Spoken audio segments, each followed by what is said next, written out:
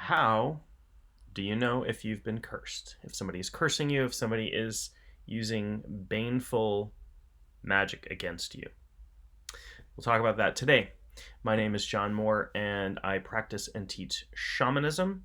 I'm also a student and practitioner of different forms of folk magic and ceremonial magic. So I want to talk about cursing and baneful magic. They might be sort of synonymous, but baneful magic includes a larger body of things than just cursing.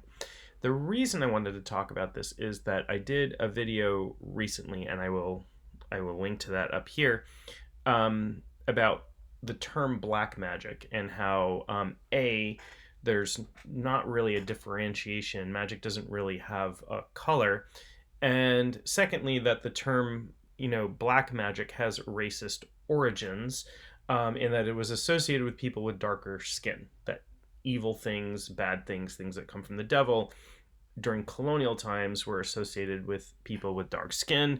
In fact, in colonial times in the US, the devil was often seen as a black man.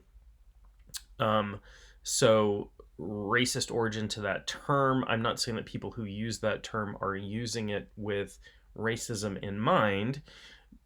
Far from it. I think most people don't understand that who are using that term.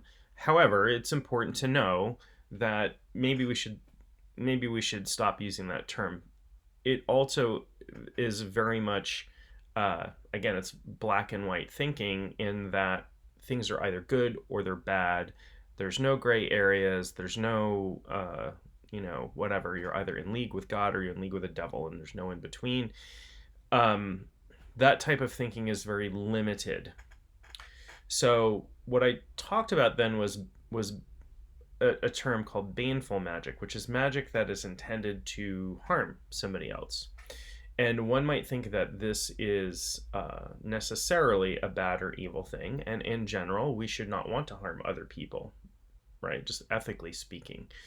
I trained for several decades in martial arts and taught martial arts for a really long time.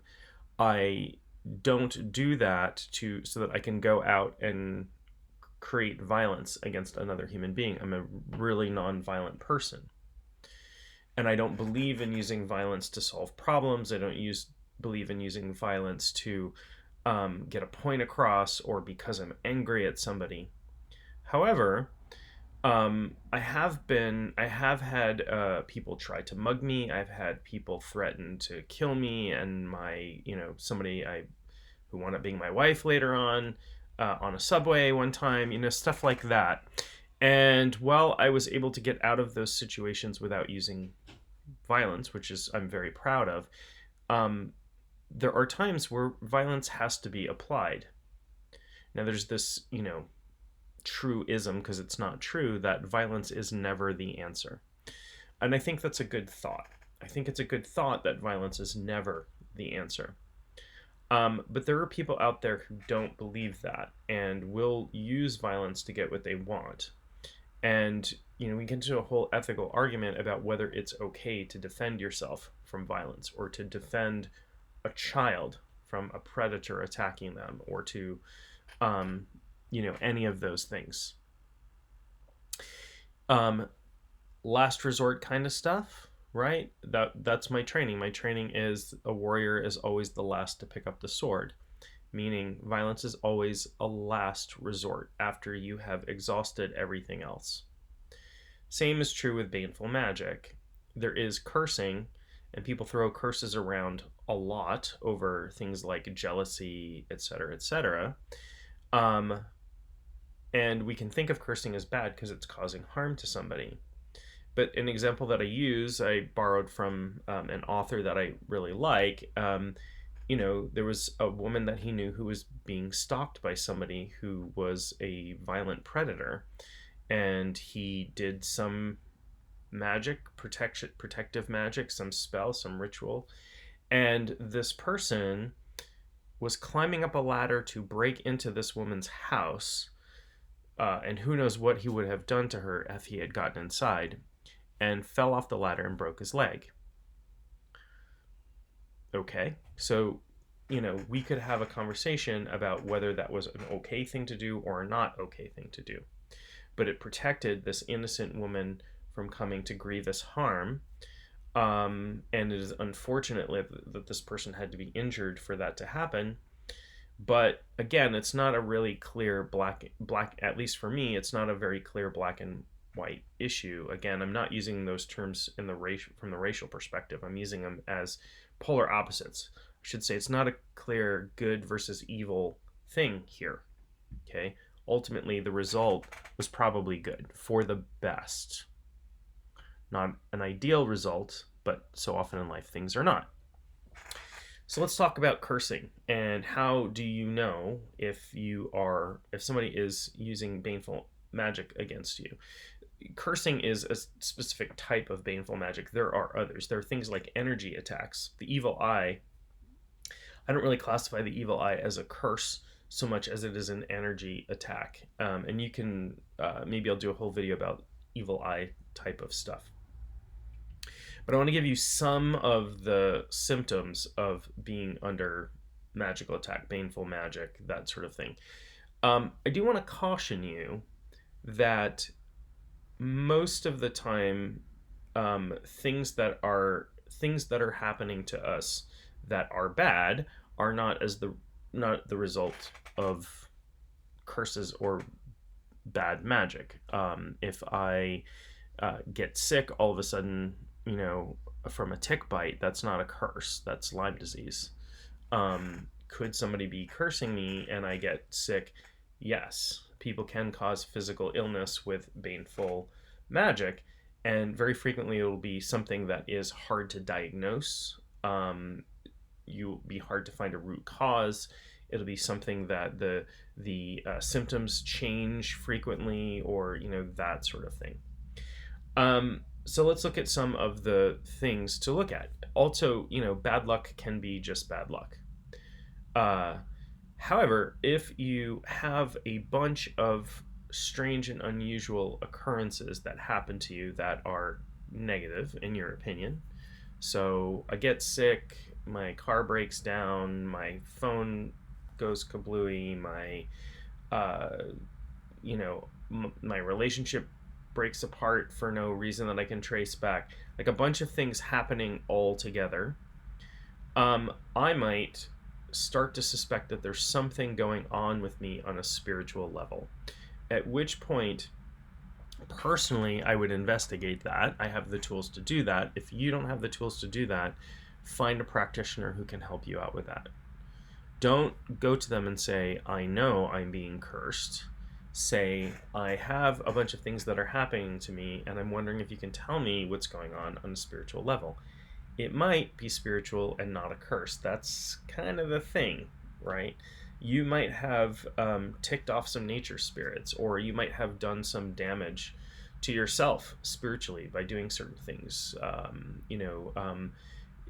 Uncontrolled use of hallucinogens can cause problems with our astral body, that we can invite stuff in. There's lots of things that can happen to us spiritually, as there are things that can happen to us physically. We can fall down and injure our leg. We can get the flu. We can get pink eye.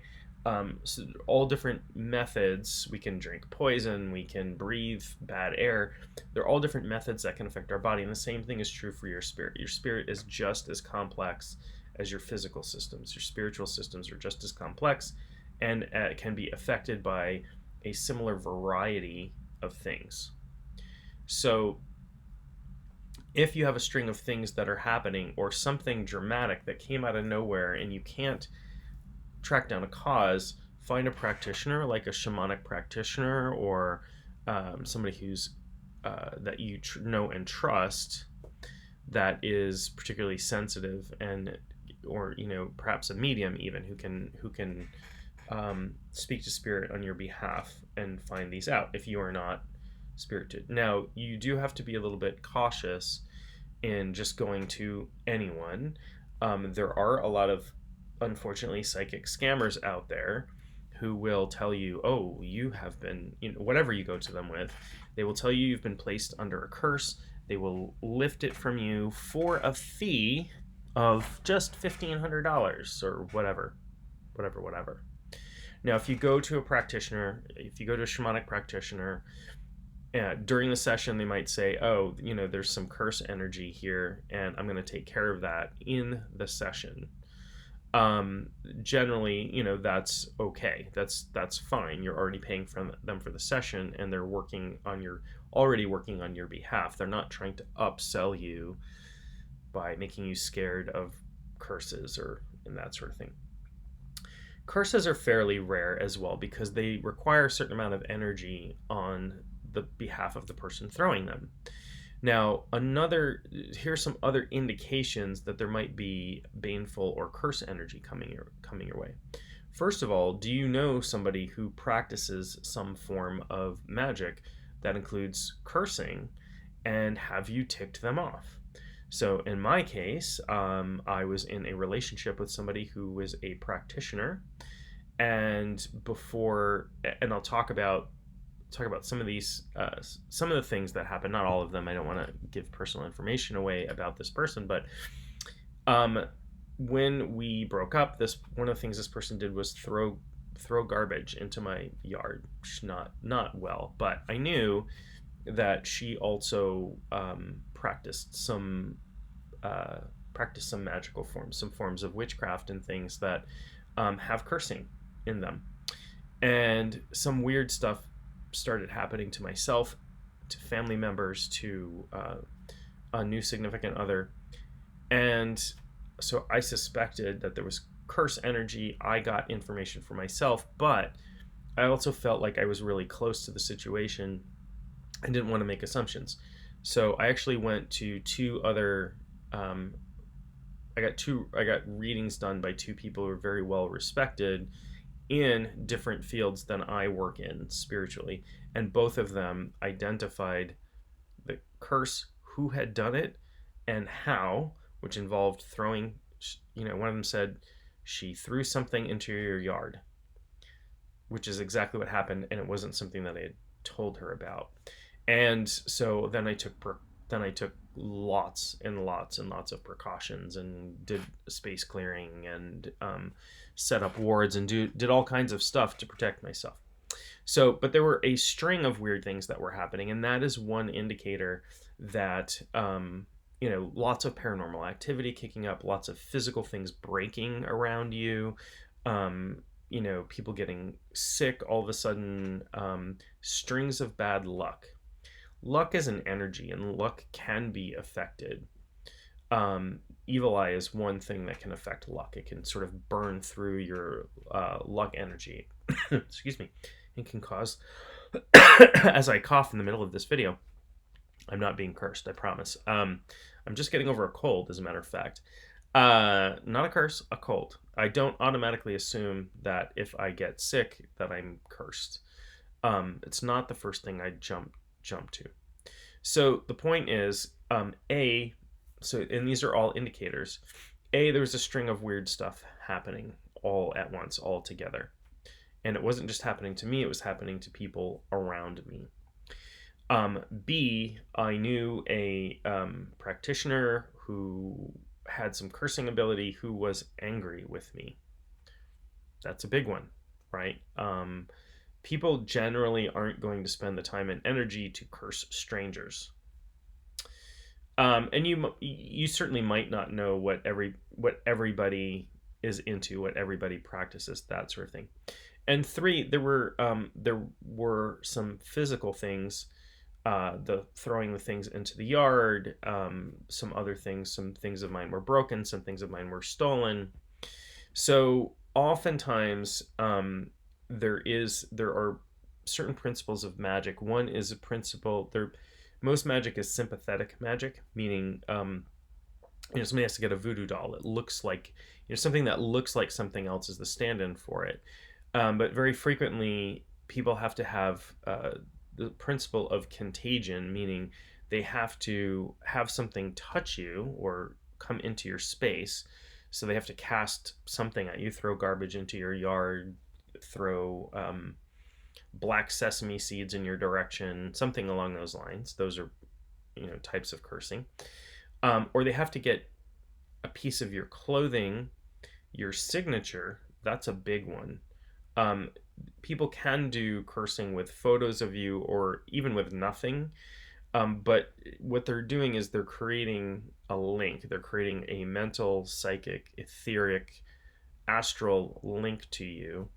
And your signature is one of those things that can create an extremely powerful link, even more so than a photograph of you for whatever reason.